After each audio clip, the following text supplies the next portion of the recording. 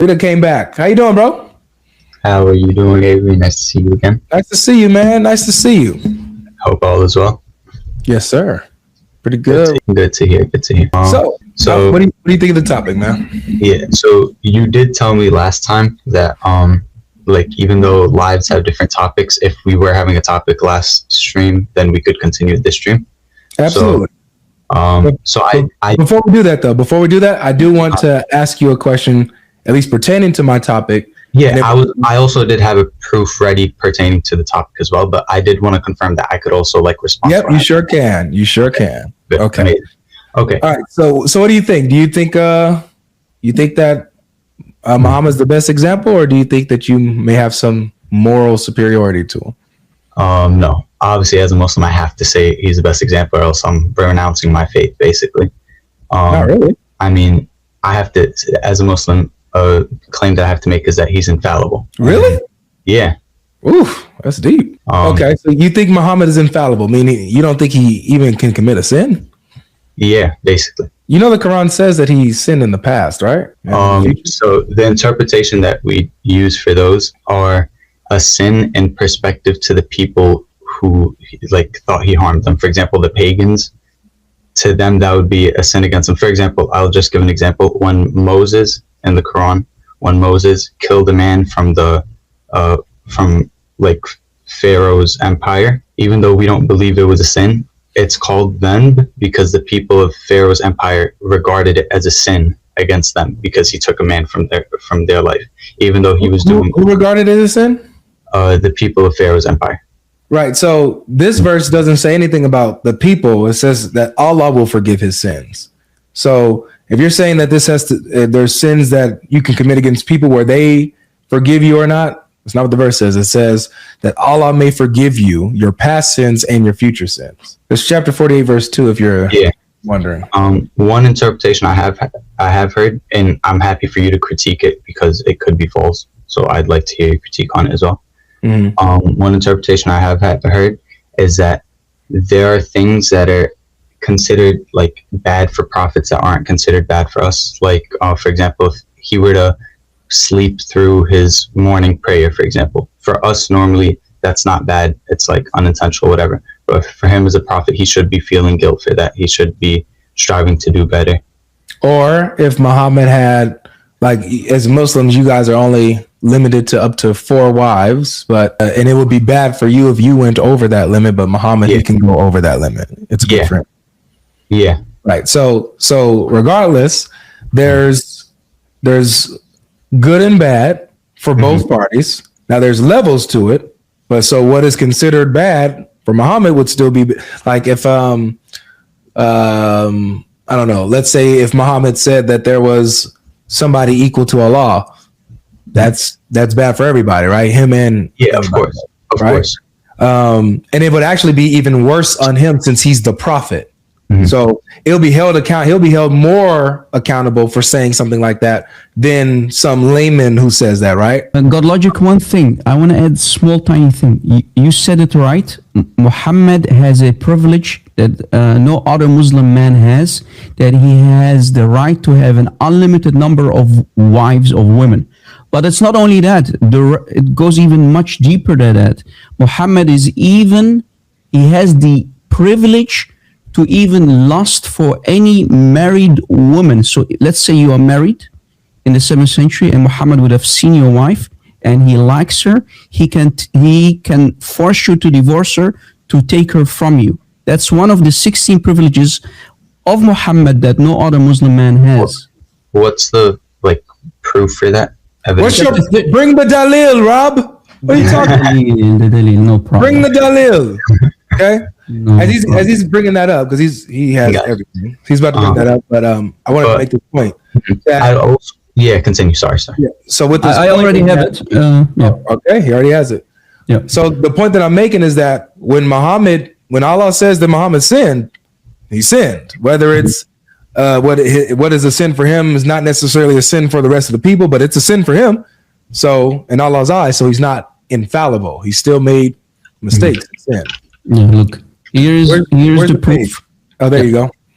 I We're going to go to We're going to go to Tafsir al-Qurtubi for chapter 33, ayah 50 of the Quran. He's a Shia. Rida Ali, are you Shia? Yeah, I am. Okay. But just to give you an idea, and I'm sure it's also in your Shia books, but to give you an idea, right? I didn't know that you were Shia, but it's okay. So this is the Tafsir for Surah Al-Ahzab, chapter 33, ayah 50, Tafsir al-Qurtubi, as you see. This is a Sunni source, but this is also, I'm sure it's in your Shia sources as well.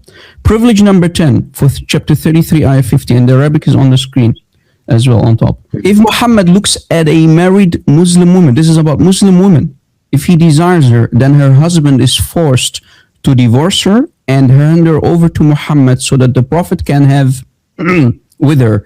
Ibn al-Arabi said, this is what the servant of the two holy mosques has also said, as was clear to the scholars from the story of Zayd ibn Muhammad, the adopted son of Muhammad, which also had this meaning. So the scholars in Sunni Islam, they are explaining that yes, Muhammad can even take somebody's wife. It's privilege number 10, as you see on the screen. Al-Ashir, 10. Go ahead, brother GodLogic.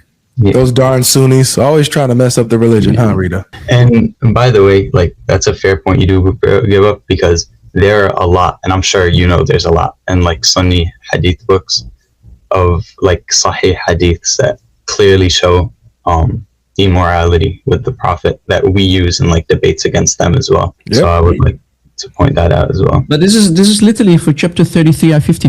If you read, even if you don't put tafsir besides it, if you read chapter 33, ayah 50, it says any believing woman. So Muhammad can take any believing woman. What does it mean, any believing woman? Married, not married, right? And we know it's in the context of his adopted son.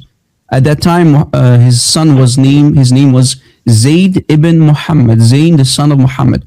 The moment he starts to lust after his adopted son's wife, meaning his daughter-in-law, Zainab bint Jahsh, Allah allows him to, take her, God forbid. But that's his. As far as this verse, at least from, I can't speak for Sunnis, but from the Shia point of view, I have heard that they divorced before, even the idea of him wanting to marry her came into his mind. Wow. No, it happened because of him going inside his house.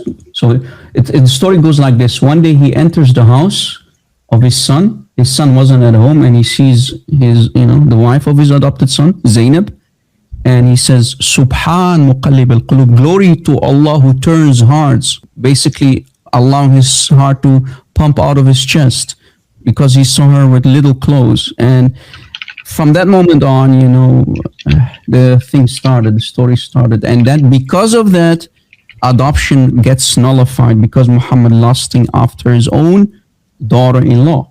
It's a very known story. Yeah. So what I'd say to that, though, is in 33:37, in the Quran 33:37, it says regarding the marriage, it says, when Zayd completely lost interest in his wife, then we gave her in marriage to you. So wouldn't that mean that Zayd lost interest in her first and then Muhammad married after? Not that he wanted her while they were married? Yeah. Have you read the tafsir for it? Why Zayd lost interest for her? Because remember, Muhammad enters his house. He sees his daughter-in-law. He likes her. He falls in love with her. So it's basically a motion. So it's basically a story. Because of that, if I show you the Sunni sources, it's very bad. Even Allah, because of Allah who wants to reserve Zainab for Muhammad, he even does not allow the private part of her original husband, the son of Muhammad, to not even function anymore. And I have the sources if you want. And because of that, he lost interest because his thing that did not work anymore. All right. Well, I'd have to look into that from Shia sources. I can't. Sure. It's a point, and I have to do research and look into it. I've only said what I've heard so far, and I can't even confirm what I've said because I don't have the evidences ready. So I apologize for that. So I'm going to have to look into that from the Shia sources, Shia Tafsir. And yeah, basically. Did you want to add anything, Logic? Yeah, I just have one. I wanted to get to my one question with you. Yes. In regards to what the Quran says, and Mama's teaching this. So, what is your understanding of well, before I ask you this, Yes.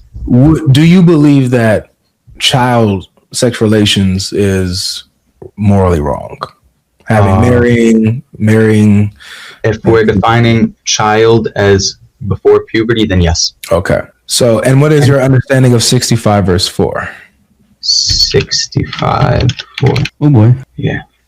Pulling it up right now. As a Shia, you don't hold that Muhammad slept with Aisha at 9, do you? No, we believe she was anywhere from 18 to 21. That's not true. Well, we could put that on hold just for a second. We're gonna see what They Allah. actually believe that she was 10. Oh, they believe he was 10. She was 10, yeah. So what the Yeah. Sunnis believe, she was 9, but in Shia Islam, and I have multiple books to back it up, like Al-Kafi, where it says that Aisha was 10, according to the Shia sources. But then again, we don't take Al-Kafi as fully authoritative like Sahih Muslim or Sahih Bukhari. No, that's not true, because you That is Shia say that 100% true. Al-Kafi is more authentic than Bukhari. That's what you say. Yeah, because we believe Bukhari is And I can show you that. What if I can prove that it's authentic? That's a different story because we also It's a different story. that's a different So, story. so but- give me the screen, brother. Just for argument's sake. Look, here is Mirat al-Uqul. Mirat al-Uqul, Shia source. Mirat al-Uqul by Al-Allam al-Majlisi. Volume 24. Shia, not Sunni. Look. Page 235 on top, in the left upper corner. 235. Volume 24, we scroll down. Look. The Messenger of Allah entered upon Aisha and she was 10 years old. دخل بعائشة وهي بنت 10 سنين. And we go down and lo and behold, grade Sahih. Boom. Wow. Okay. So, So- Sunni say she was 9. Shia say she was 10. Yep. okay. And I have multiple sources to back this up as well. Send me that on Telegram. I need Sure. that. Sure. Do you see how they have lied to us from the Shia side as well? Yeah. Yep. It's tough. Tough. So 65-4. How do you understand that, Rita? Yeah, sorry, I got off. Wait, 65-4 you said? Yeah. All right. Rob Christian, ladies and gents. Ladies and gentlemen. Okay. Yeah.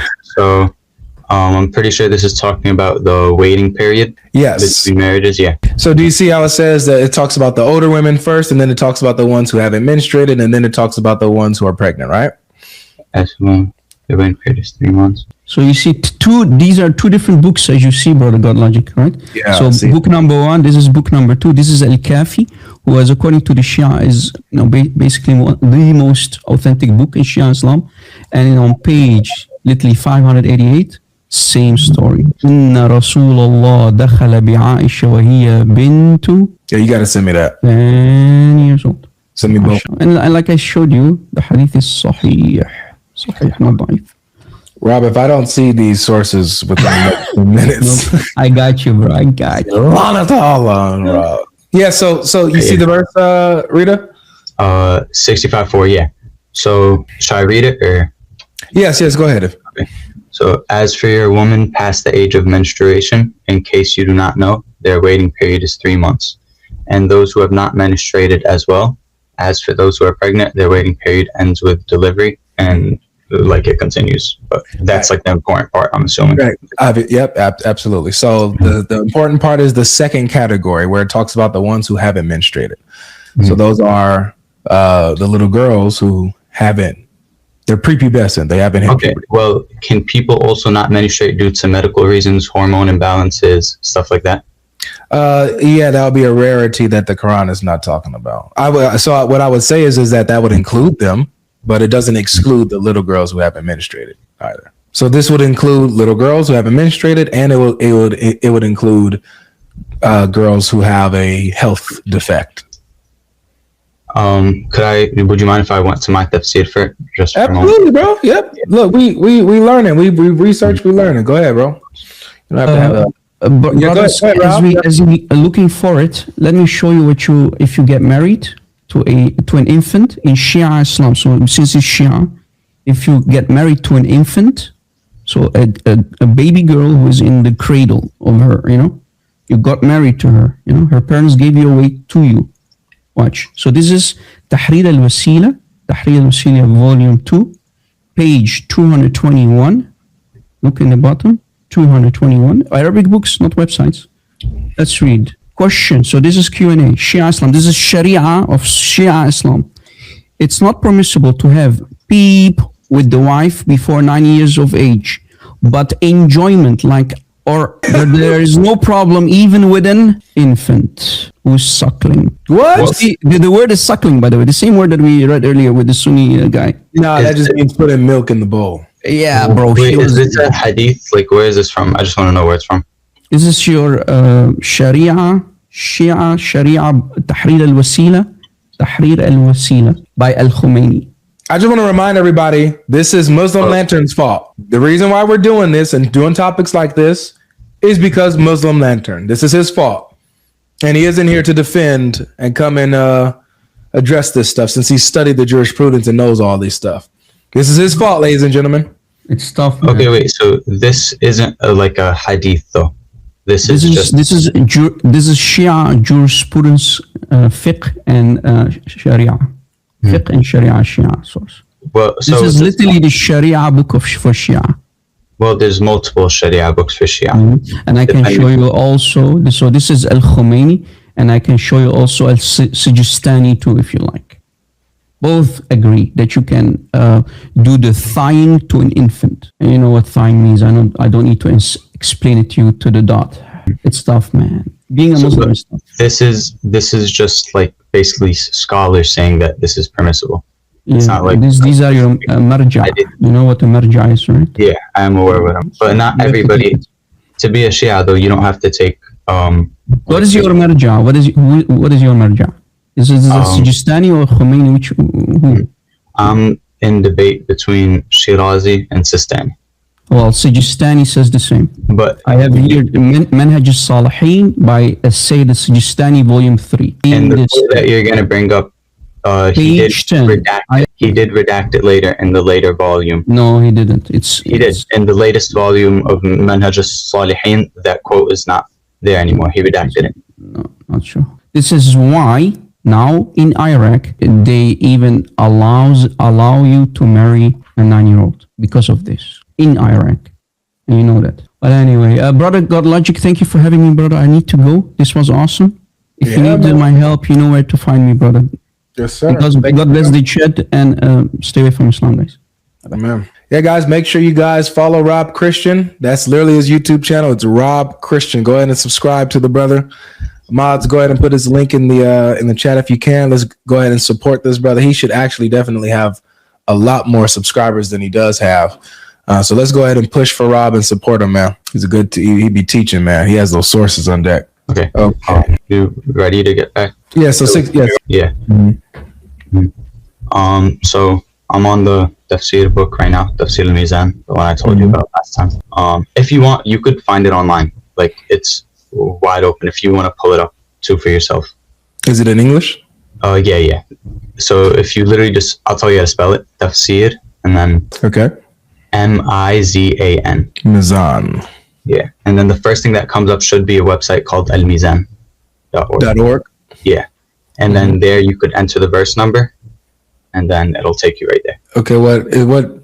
So there's the opening and then there's the select a verse. So what you just scroll down to the number of the surah. So this would be 65. You just scroll all the way down to 65. Oh, okay. Yeah. So you could select the verse straight up. Cool. Just so you could like read along with me. And the reason why I do like this one is because it goes into like what a lot of like apologetics brings up, and it like debates those points as it goes along as well, which I kind of like. So is this guy like a recent type of? Yeah, 1900. Oh, okay. Yeah. All right. So we don't have anybody from earlier? You know, there's Tafsir al-Qummi, which is from like 300 AH. And there's a bunch like from along that time, but a lot of them focus on like strictly hadiths, so they just show hadiths from that time. This one I like because it goes into like the polemics of it and like actually talks about it. Yeah, it seems like he's like trying to put a band-aid on the issue here. I hope that like he's not being I'm not trying to look for somebody making a defense for it. I'm trying to look for what is the verse what are they saying it means? You get what I'm saying? Yeah, and this was written by a guy that studied the Quran for like over 30 years. And Yeah, he's contemporary. I would like to see what do the ancient scholars yeah, say about the issue in Shia Islam. He's a kid to these guys, to guys I'm asking about. well, I'm not sure if there's like open. This is because this is the main one used in Shia Islam, so it just that one's like wide open. I haven't found available sources for the other ones online. Okay, so what part do you want us to look at? Because he does is 1 through 7. Let's see. So just scroll down to verse 4. Let's scroll down to verse 4. I pulled up so this is what I'm looking at. Oops, there we go. All right, so this is what I'm looking at over here on the left. Yeah, so just scroll down. That's verse 1. So you just scroll down like maybe a couple of pages to verse 4. How do I know that he's talking? That's only about verse 1. Then it goes verse by verse, and then verse 4 is right there on the bottom. On the bottom, this? Yeah. So. Okay. All right, let's see what he says. So he quotes the verse, boom, boom. And then what is this? He's breaking down an Arabic word, refer to doubt over yada yada. The women who do not expect to get a menstrual cycle. So that was for the first part. Right, that's for the first part, and then the second part is the paragraph right after that. And of those who have not had their courses is linked to, and for those of your women who have despaired of menstruation, so by that's the conjunction and. That's the one that you said referred to like young little girls, basically. Yeah. Those women who have not yet menstruated, although they are at the age of menstruation, should observe an iddah for 3 months. No, so this one said, so the word is lam yahedna in the Arabic. Lam yahedna means they have never menstruated.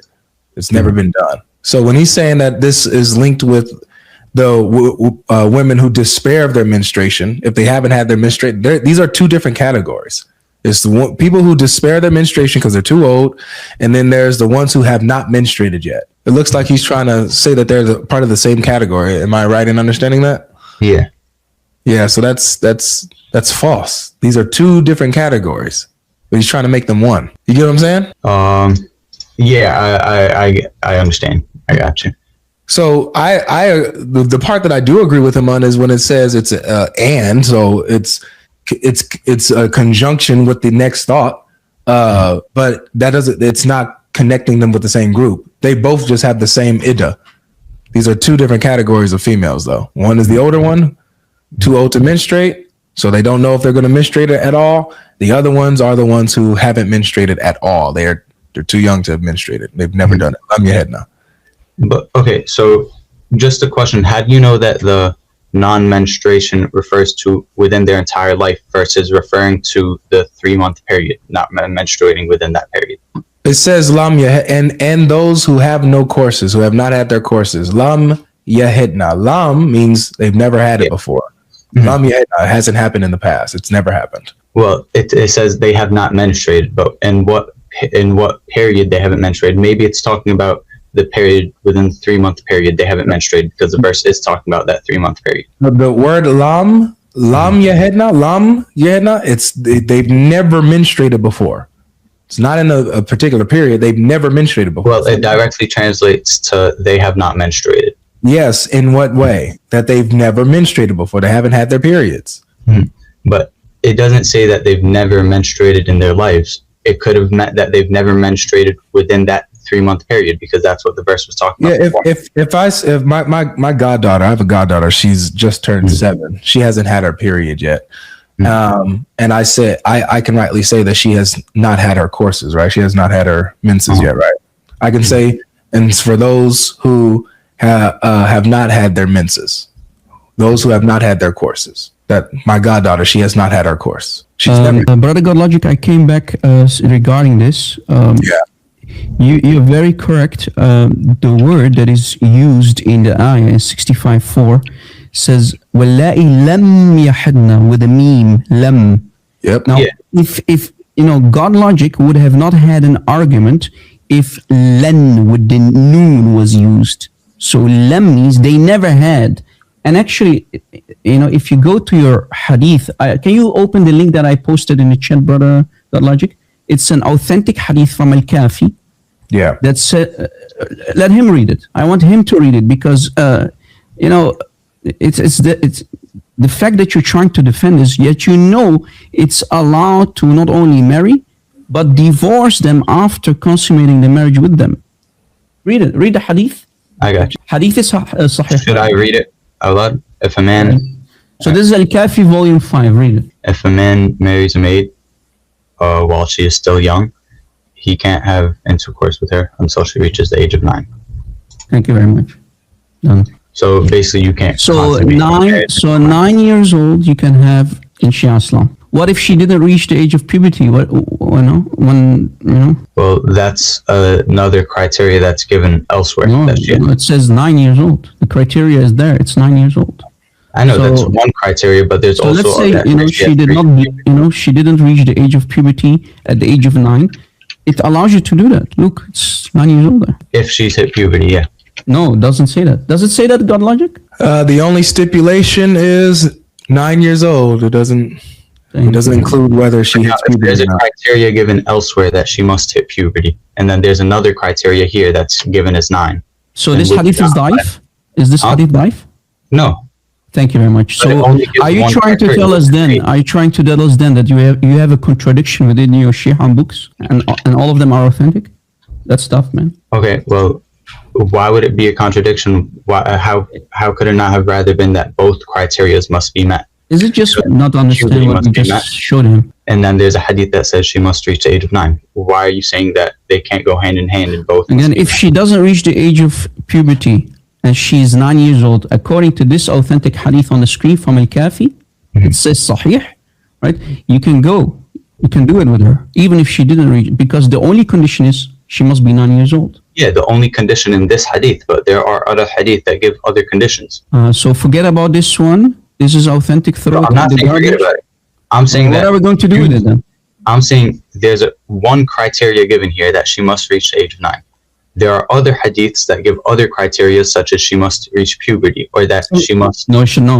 Wait, let me ask something. So let's say she reached puberty at 7. Then is it lawful to consummate with her?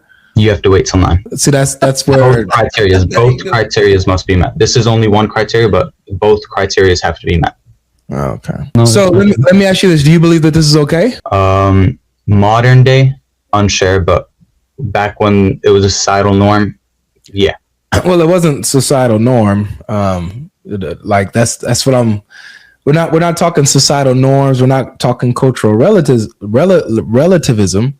We're talking about objectivity. Do you believe that this is morally good? So I don't have the hadith on me right now, but I have heard before that another condition is that it must be societally acceptable. So if the society accepts, And so those two. let's go with this. If the society accepts that, sleeping with an 8-year-old who has hit puberty is good, then that's all good. It's morally right. Well, 9. Okay. Let's say so. Not it wouldn't be good if it was 8-year-old. So It has to be 9, right? So let's go with these 3 objective criteria. The first is the age. That's not objective. Well, Saying when you say society sees it as okay, that's literally relativism. You get what I'm saying? That's subjectivity, because societies differ. The same society differs 2 years later on an issue. Maybe you know what I'm saying? It's subjective. yeah, but the ruling is objective that society has to accept it. It's not I saying got that. you. Uh-huh. So whatever society accepts, that's the good go, right? If society accepts that criteria, that marriage, and then the other 2 criteria are met, then yes. Okay. So you're saying if the society accepts puberty at 9 years old is okay to consummate with a girl at 9 years old who just began puberty, you believe that is morally good. Morally acceptable. Wow. Would you do it? No, Why not? because I don't think I'd personally be ready, like with a job and a family and stuff like that. So Or- let's grant that you had this. Let's say you had a job. Of course, you're a little young. Let's say you had a job, you had housing, you had money, you had your finances all together, and you're ready for marriage. Would you take a 9-year-old who had just hit puberty and society thinks that that's okay? I personally wouldn't. Of course, that's my preferences, though. I personally wouldn't. Why wouldn't you? Preference. Why? What Why wouldn't you? What's causing you not to prefer that? Just preference, like literally just preference. I know when you say literally just preference, we have our reasons why we prefer one thing over another. So what's your reasoning for saying that you prefer not to have a 9-year-old who just hit puberty? Too young for me. Too young? For me, yeah.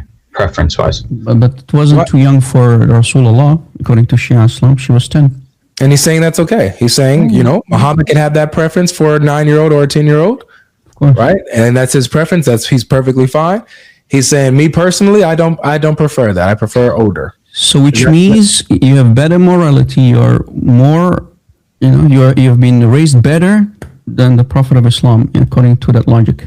Well, let me ask. Go ahead. I'll let you say this, and then I'll ask my last question on this, and then we can move forward. Okay. Wait, but didn't you say we would also be able to go over on your topic? Yeah, that's what I'm saying. Oh, okay. Yeah. Thank you. So could you objectively prove that when a girl hits puberty, she's not ready for marriage? Morally, objectively prove a 9-year-old if she hit puberty. Yeah, you think that a 9-year-old? I'm asking if you could objectively prove that that's. Yeah, let's deal with this together. Have you ever seen a 9-year-old? Let's even say in puberty.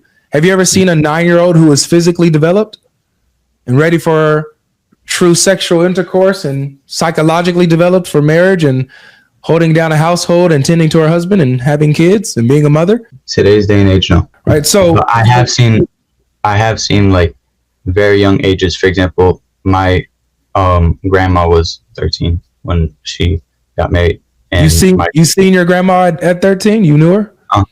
No, I'm speaking in the past, but no, like in person, no. I haven't.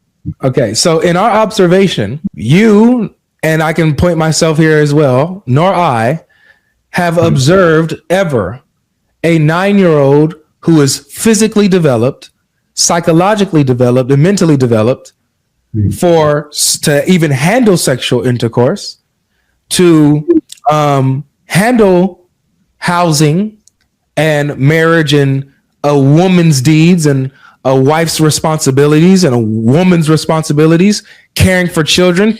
She's a child herself. So I think that helps us out. But if a woman was able to hold a household, able to do all those at the age of 9, would it objectively be right according to you? No. So a 9-year-old is a child, brother. There's no way out of it. Whether she believes or not. We agreed with the definition at the beginning that someone who. No, I didn't. You said that. You said if we mean someone who has who hasn't hit puberty, if that's what you mean by child, then I think that's wrong. I granted you that for the sake of argument. I do not agree with that. Okay, fine, understood. That's fair. Got you. So then I would ask, what's your objective moral proof? If a woman is able to hold down a family, if she's able to hold down a family, she's reached puberty, what's the objective moral proof that do you know that puberty does not mean that a girl is grown yet? It means that she's maturing. You know what I'm saying? I understand. Yeah, I understand. So just because she begins her bleeding period doesn't mean she's ready yet, doesn't mean she's grown. She's not. She's maturing, she's growing. She's still a child. Like this is why we have what is called pedophiles today, right? Yeah. And they're thrown in jail. Do you think that these guys who have affection for these kids and younger children, 11 years old, 10 years old, 12 years old, 9 years old, 8 years old, do you think that the system is justified in throwing them in prison? Yes. Why? Some of them hit puberty. Well, wait, can you repeat? Like, you're talking about like child predators, basically? Yeah, child predators who have to register themselves just because they prefer, like you don't prefer them, but they prefer girls like how Muhammad preferred them. In this day and age, I don't think children at like the age, like people at the age of 9 are mentally mature enough to make a decision. What if there was one who thought that she thought like, yeah, I'm in love. Thinking you are isn't the same. I think you are the same. Okay. I don't think they're mentally mature enough to make that decision. No 9-year-old ever is. There's not a single 9-year-old on the face of the planet that has ever been ready for marriage and mature enough to be married or even handle sexual intercourse. She is a child. You understand what I'm saying? I got you. But my question to you would be, if she was ready to hold down that household and she That's did impossible. Okay. There is no if. Okay, if that condition was met. She's 9, bro. She's still a kid. I got you. But let's say a 9-year-old's parents died, and so the 9-year-old was forced to take care of her little brothers. And she, from what she remembers how to make toast and eggs, and she remembers how to walk her brother to preschool. But she's still a kid, even though she's helping her brother survive and holding down the household. She's still a child, isn't she? In today's day and age, yes. Period. But I'm asking you if that condition was met. I just answered you, bro. I know. I understand. According to you, it's an impossible condition. But if that condition was met and she hit puberty, would you say objectively it's allowed? I don't know how many times you want me to answer this, bro. Like, what do you understand from my answer? Because I feel like I answered this directly. Your answer is that it's impossible for a person at the age of 9 to reach that maturity. So therefore, it's not allowed. Yes. So that's my answer, bro. If there is no if. There is no 9-year-old that is able to withstand sexual intercourse, handle a marriage, be ready for marriage, be ready to be a wife. There's no such thing as that. That doesn't exist. What if there was a pink elephant under your bedroom, Avery? Would you keep it as a pet? That's that kind of question. It's absurd. Brother GodLogic, can I ask him a different question if it's off topic? Sure. It has because I told him we could go to his topic. So okay, it has to be on this topic. If it's on this topic, Yeah, since we're talking about the morality of his prophet and whatnot, but it's okay if he has to go. That's a different. Save it for the next one. Sure. All right, Rita. What did you want to wait real quick, just so I could look into it later? Can you just summarize basically your takeaway from the discussion we just had about the age? Yeah. So chapter 65, verse 4 teaches the marriage and consummation and divorce of children. Girls who are prepubescent, chapter 65, verse 4. How we know that it allows for sexual intercourse with this example that these girls have an iddah. They have a waiting period. Okay. According to the Quran, in chapter 33, verse 49, you do not have a waiting period if your husband did not touch you. Okay. That's chapter 33, verse 49. It says, when you divorce a believing woman and before you've touched her, there is no waiting period. There is no iddah for you to place on her. So let her go. Also, chapter 33:49, you have to combine it with 65:4. If you don't, no touchy, there's no iddah, right? That's right. So the fact that these girls have an iddah in 65:4, before they've menstruated, they're being divorced and they have an iddah, it means that their husbands slept with them. Before puberty? Yes. Okay. But so what you need to do is 65:4. You need to combine it with 33:49. In 33:49, it says, if you do not touch, you know what touch means? If you don't touch her, then she doesn't need to wait 3 months. But 65:4 says, also for the young little prepubescent girls, the waiting period is 3 months, which means in 65:4. Where does it say that? 33:49. And what? 33:49. Quran.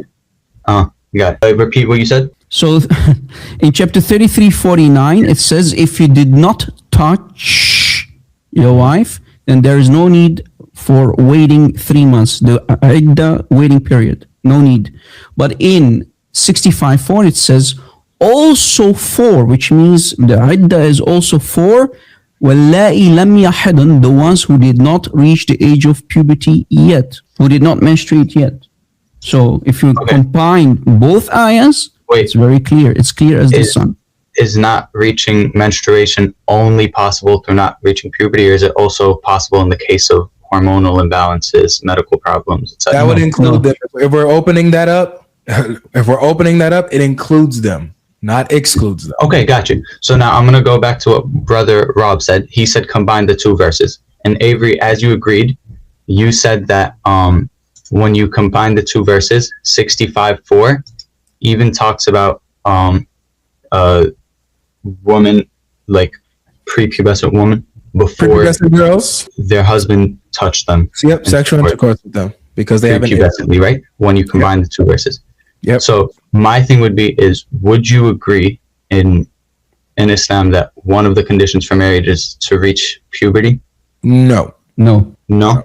no, that's nowhere taught in the Quran. Okay, You have to got it. go to outside sources outside the Quran, because clearly, according to you Muslims, then Allah is not clear enough. But yet, in a different ayah, says this is a detailed book, and I know Brother GodLogic can talk hours and hours about the topic. But supposedly, the Quran is clear according to Allah, but you have to go to the tafsir to make it make sense. But the Quran is very clear. 33:49 combined with 65:4, it's clear as the sun. So if there was a condition, you said there wasn't. If there was a condition that they must reach puberty, then would you admit that 65:4 was not talking about prepubescent women? Because when No. you No, combine the two- no, That would because the mean that Arabic there's- is very clear. The Arabic Yeah, says lem. It doesn't yeah. use len. I got you. But That would just mean that there's a contradiction, Ryder. Yeah. okay, so it would mean that there's a contradiction. Okay, fine, fair enough. Gotcha, valid. Okay, so I'm gonna look into that. Thank you guys for the points given. Definitely gonna look into it. Hopefully, like next week or something, we could talk about it if I join again. Sure. So Yep, Monday, Wednesday, Friday, bro. got you. Appreciate you for having me. And then we can go over the next point now, the 39.4. That's what you want to talk about? Yeah, sure. Yeah. Yep. Okay. So if you want to open it up real quick. Allah having a son. Okay. So there are 3 conditional particles in the Arabic language: ida, in, and law. Okay. And brother Rob is here as an Arabic speaker to correct me if I'm wrong. So ida is used for possibilities that are certain or likely to happen. So like, for example, like when this happens, then this other consequent will be met. In is used for uncertainties, which are in the middle. So like, for example, if this were to happen, then this other thing would happen. But then law, which is the same word used for with the same conditional particle used in 39.4, is only used for when both the condition and the consequent are impossibilities. So, and I do have sources to back this up from the leading authority on the Arabic language currently, which is the Academy of Arabic Language of Cairo. So break this down as simply as possible for us. Simply as possible, the conditional particle in the verse. That's not breaking it down simply. Like speak Okay. like The word, okay, fine. Yeah, got you. The word law, which is used in Arabic for even, for if. it is only used when the condition and the consequent of the condition are impossibilities. But rather you said even, it's if. It's Low. If. So please don't corrupt Allah's Quran if you don't mind, you know. Look, if you don't believe me, search up when the conditional particle law is used in Arabic. It just In says the ayah, in the siyaq of the ayah, it literally says, if Allah wanted. If Yeah. law arada Allah. So just to be clear, just help me out, Ryder. So if obviously that is conditional, it's a hypothetical. So if what? If Allah had wanted So if this, yeah, it's used as a rhetorical question to make them think, and the particle, it's a rhetorical statement to make the disbelievers think.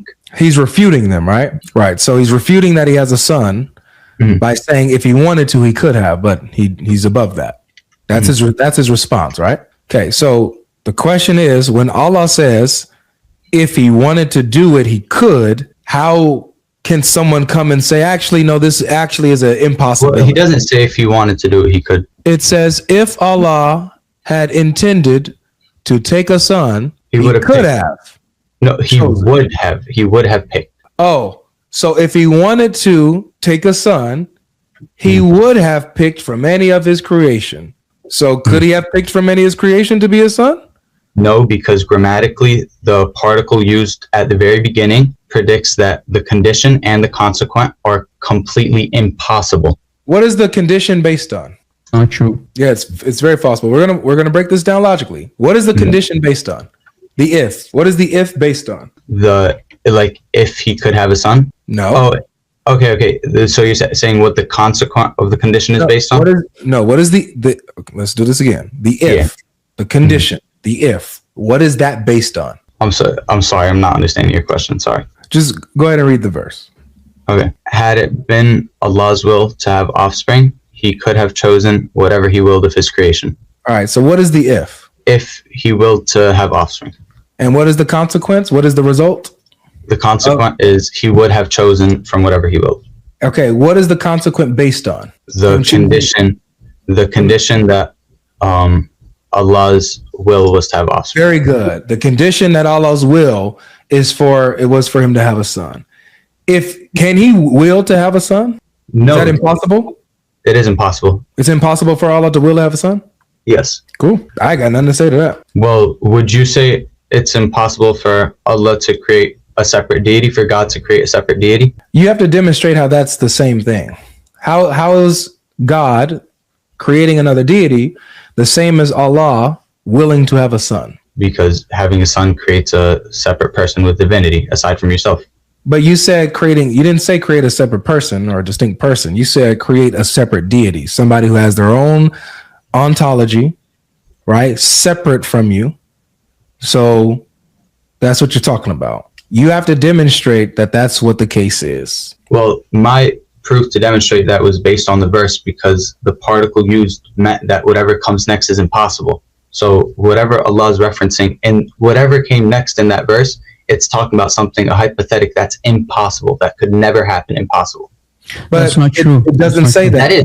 Look, as an Arabic speaker, Rob, when is the conditional particle law used? When is it used? Brother, let me explain it to you. If you go to chapter 112, ayah 3, lam yalid wa lam yulad. Remind me, brother GodLogic, what's the meaning of the word lam again? Never. So this means Allah in the future, he can have a child. So Surah Al-Ikhlas refutes you actually. So Allah can have a child in the future. But it says It doesn't say lan, it says lam yalid wa lam yulad. So he could never have a So son. the word lam means he can in the future have a child. So actually the Quran is doing us a favor again here. Just like in chapter 65, ayah 4. Thank you very much. When lam is strictly a past tense. It's used to say this has never happened before. So if I say So it can happen in the future. you have to prove that just because something never happened before doesn't mean it can happen in the future. Why not? Okay. Allah says if he wants, he can. So he can. If he wants, he can. And this is why, according to the Sunni sources, according to Omar, Allah has children, and it's an authentic hadith. I know you don't believe in it, but just to give you an example, how in the Sunni sources, actually Allah is a father in some sense. But Okay. So I'd like to first go to what you said. You said just because it says lan, that means that it's possible in the future, correct? Lam, not lam. Lam, You're corrupting the Quran again, my So, friend. I know, lam. Because it says lam, it's possible in the future. Lam, not lam, lam. And what does lam directly means? It said It this can is mean in the future he can. It can mean in the future he can. But what does it directly mean? No, it as it is in the ayah, Al-Ikhlas, as it is in the ayah, it can mean that in the future he can have children. I'm just going by what the Quran says. I don't need to. I understand, but lam just means that this has never happened in the past. That's what lam So means. it can happen in the future. It can. It can happen in the future. Yeah, exactly. And this is why, for example, let me tell you, it says lam yalid wa lam yulad. He does not give birth, right? So actually, if we have to compare, for example, Allah with Satan, and we go to the tafsir of chapter 18, ayah 50, this proves that Allah doesn't give birth. That means he can lay eggs, just like Satan in Islam lays eggs every morning. And Satan has a male private part. Let me finish, brother. Then a male private part and a female private part, and he does it to himself, and that's how he's able to produce offspring. So this proves again that Allah is like Satan. He can. Okay, Rob, staying on topic. I am on topic. Okay, lam, right? So if I said using the word lam, that there has never been two gods before, does that mean there can be two gods in the future? Just because I used lam? He can have offspring. He can take a child. I'm answering. So in the future, it's possible for Allah to do that. Brother, hold on. Let me finish. So it doesn't forbid Allah. You cannot forbid Allah to take children in the future, because else Allah should have used, if he's the best communicator according to you Muslims, if Allah is the perfect communicator, he should have used len instead of lam, but he didn't. So It's not that hard. once again, I'm going to ask you, just because I said something has never happened in the past, so if I say there has never been two gods in the past, that means I'm saying that there can be two gods in the future. That's exactly what you're saying. Yeah, but the problem is we have another contradiction. Hold on. There is another contradiction, because if you read in chapter 5:18, Allah denies that he is the father of the Jews and the Christians. So you still have a problem, a dilemma to deal with. Either way, you're cooked. I have a question based on the actual verse in the statement, because this isn't making sense to me. That when Allah says that if he wanted to, he could have or would have, that means that he actually can't. It's like just saying the opposite. It's a rhetorical question to show the disbelief. It's not a rhetorical question. It's a hypothetical. Yeah, it's an impossible hypothetical. No, it's not. So if if I said if I wanted to have a pet, then I would have gone to the pet store and chosen from the dogs. Does that mean that it's impossible for me to go to the pet store? That I'm saying that I'm actually saying I can't actually do that when I said that I. That's because I would have done that. That's because you're using a possible hypothetical. For example, an impossible hypothetical, I could say, how could a square have 5 sides without breaking the laws of geometry? That's not a hypothetical. That's a question, a straightforward question. A hypothetical is if this, then this. That's hypothetical.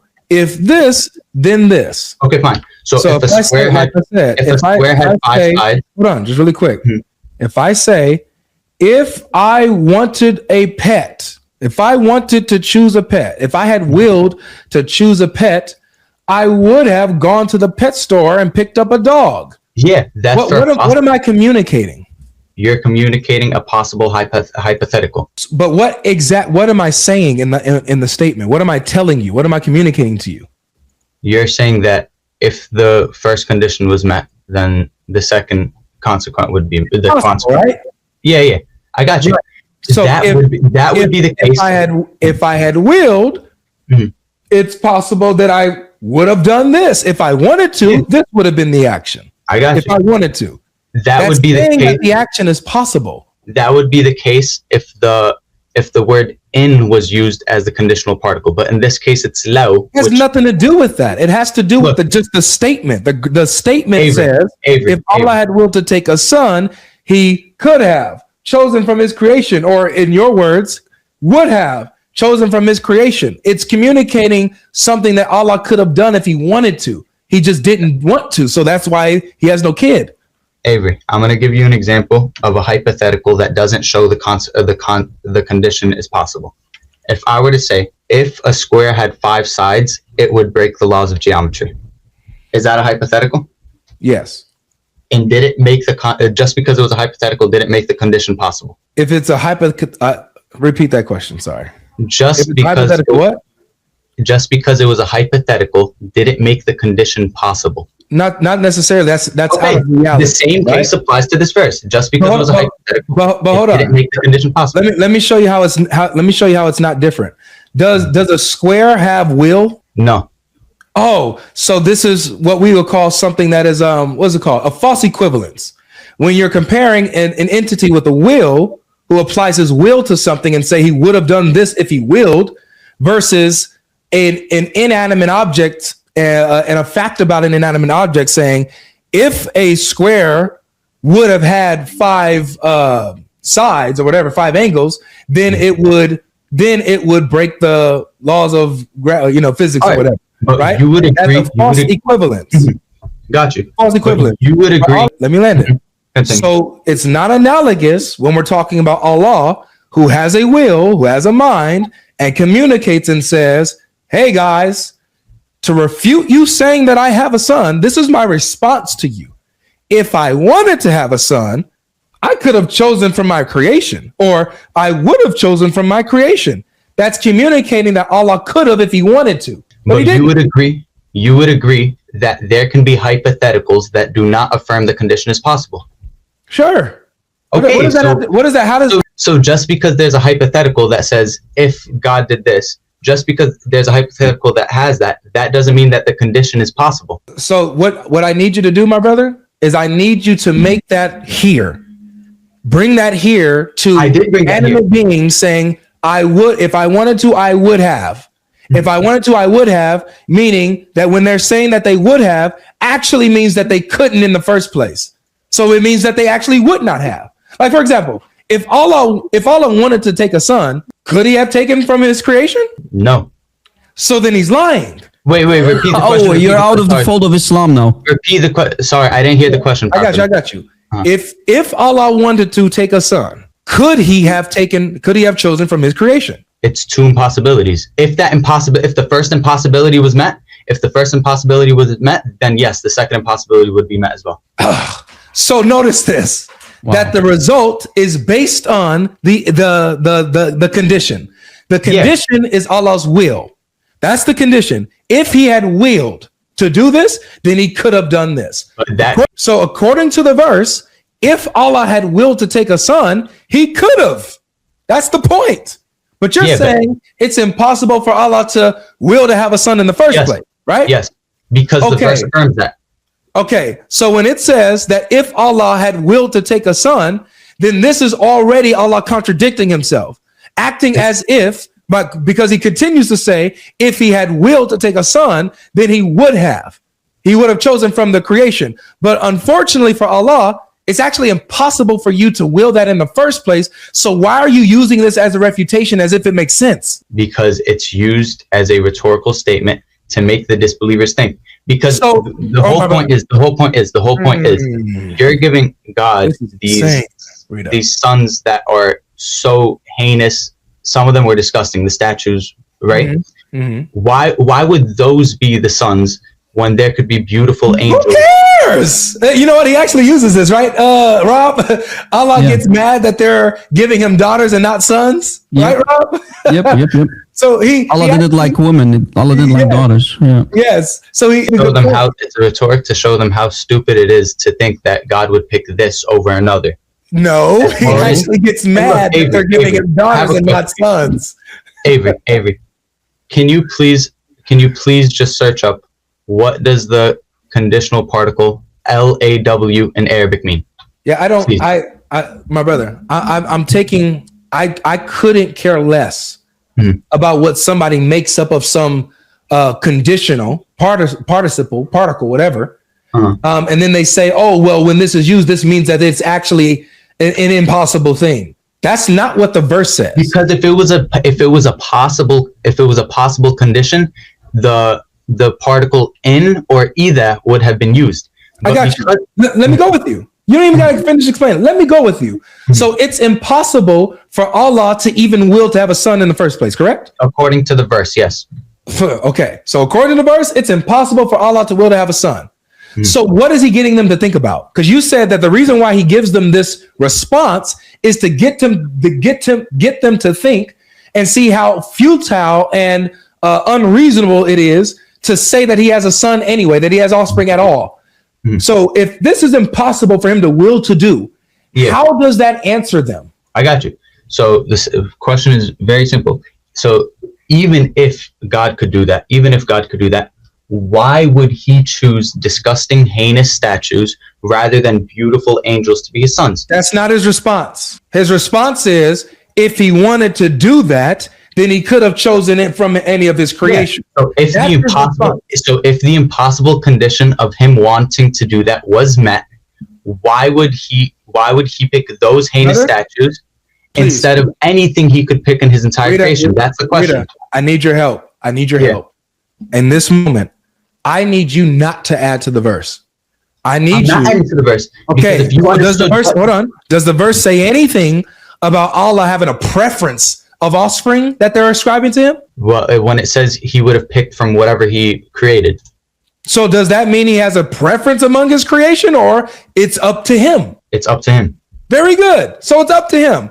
The verse has nothing to do with why would I choose these disgusting type of creatures rather than these beautiful creatures. That's not what the verse says. The verse just simply says hold on.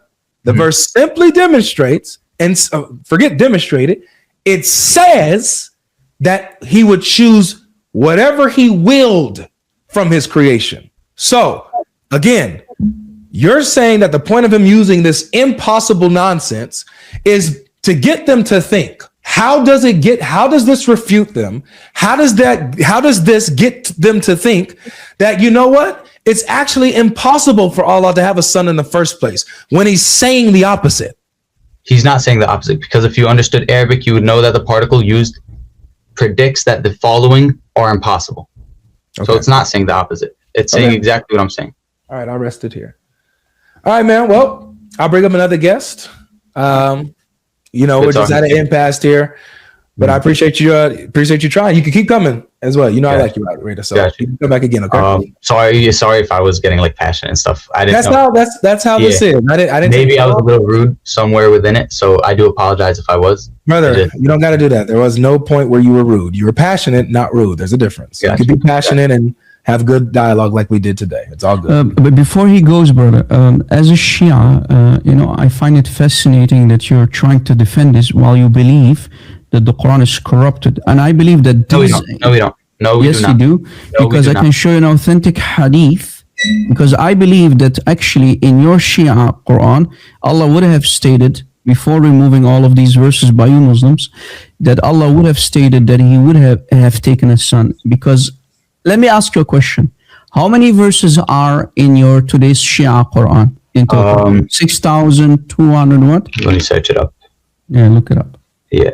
LGBT.com. 6,346, I think. Yeah. Watch this. Let me drop the hadith too for brother GodLogic. You're gonna drop it, if you will, please let me respond to it, because I already know that.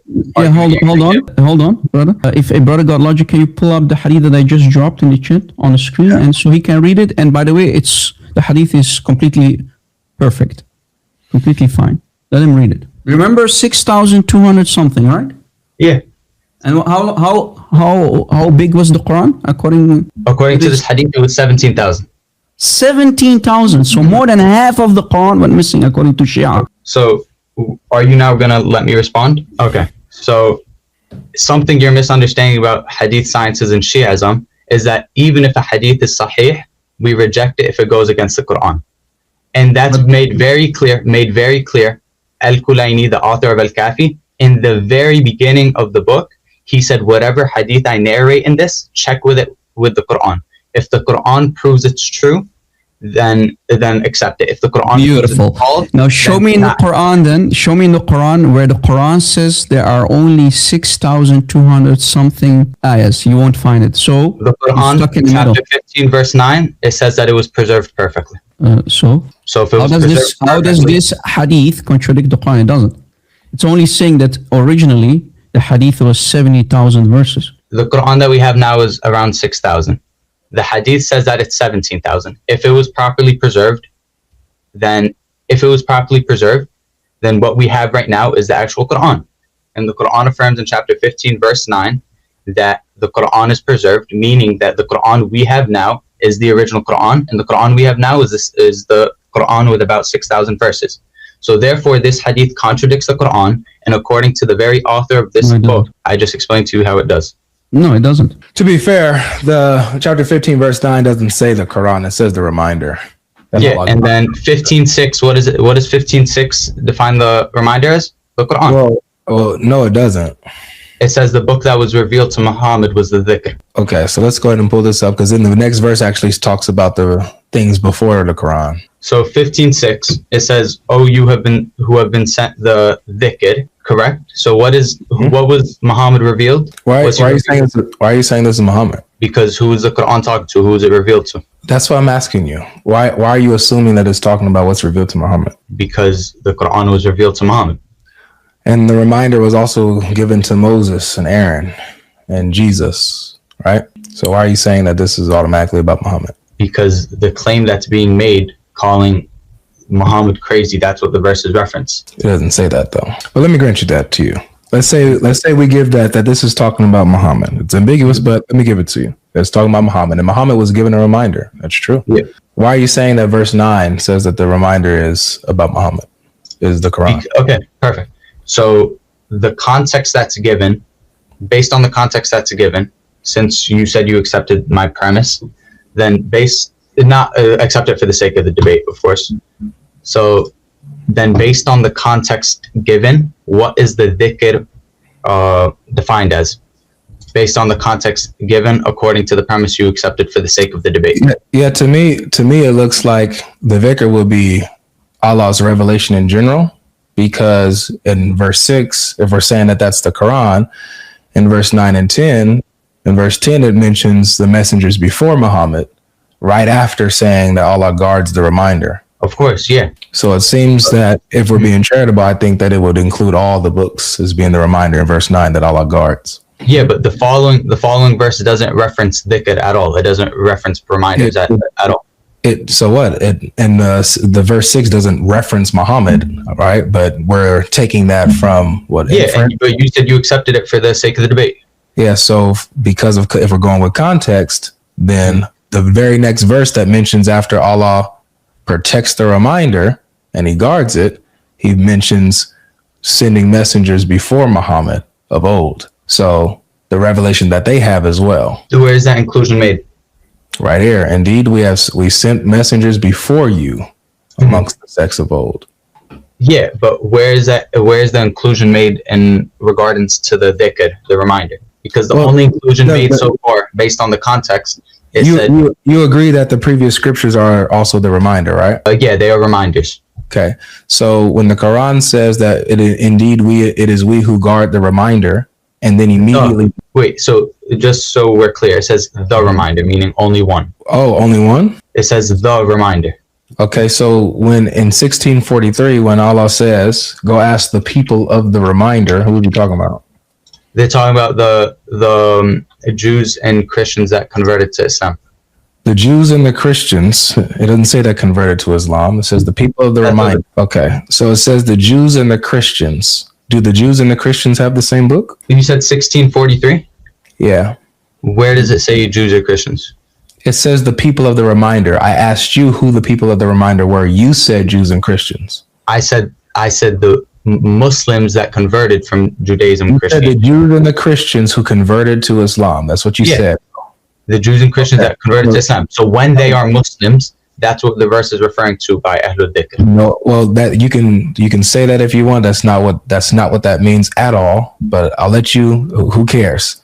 So you agree that the people of the reminder are Jews and Christians, correct? People of the reminder, yeah, they could be Jews and they could be Christians. Oh, they are. Right. They are. It's not they could be. They are the Jews and the Christians. So when it's referring to the Jews and the Christians as the people of the al-Dhikr, the reminder, do they have the same book? Do the Jews and Christians have the same book as what? Do they have the same book as each other? Do they follow the same book? No. Right. So the Jews have the Torah, the Christians, they have the gospel, they have the Injil, right? Yeah. So they have two different books, yet they're still called the people of al-reminder, as in one reminder, like you said. So where are the Jews and Christians called Ahlul Dhikr, the people of the reminder? Brother, you trolling me, man? Are you trolling me, Rita? Maybe wait, I'm sorry, because 1643 doesn't mention anything about Jews and Christians. So I'm just asking, where did? So Rita, I like you, man. So I don't want to have to do the watch your clip back thing. Yeah, I got you. You just said multiple times. Yeah. That the Jews and Christians are the people of the reminder. That's what you said multiple times, dude. You agreed with that. Yeah, they are people of the reminder, but I don't believe that they're the people of the reminder referred to in this verse right Okay, so then who are they then? When it says when Muhammad is talking and says, we did not send. When it says to him, we did not send messengers before you except men, right? And it says, and if you do not know, then go and ask the people of the reminder. Yeah, but could people of the reminder Could people of reminder also refer to Muslims? No, not before Muhammad. Is it telling Muhammad to go ask Muslims? It's telling him to go ask Ahlul Dhikr. Right. Are they the Muslims? Does Muhammad need to go to Muslims to ask about what Allah is telling him about? Do the Muslims have that information? No. Who does? Who does, brother? Who has knowledge of what Allah revealed to the Prophet? Only him. Mm-hmm. Only him. Let's do this again. Yeah. It says, and we sent not before you any but men whom we inspired. Are we on 1610 right now? 1643. Yeah, okay, yeah, sorry, 1643. Okay, I'm on it, yeah. So Allah says to Muhammad, we sent not before you except men. They were just men, right? Who that we inspired. Yes. Those are the prophets before Muhammad, correct? Yeah. All right. And then Allah says to him, so ask those, the people of the reminder, if you do not know. So if you don't know, Muhammad, what I'm telling you about, that the people I sent before you were just men, these prophets of old before were men, then go and ask the people of the reminder. Who are they? It can't be the Muslims because they know as much as Muhammad knows. Could it have been the Muslims that converted from Judaism and Christianity? Because they also had believed in the Torah and the Gospel. So if, let's say that some of these people converted, so he needs to go ask the Jews and Christians who believe in him as a prophet to get this to hear about the stories of the prophets that came. Okay. And what were their books that they're getting this information from? They're getting it from the Torah and the Gospel that they have.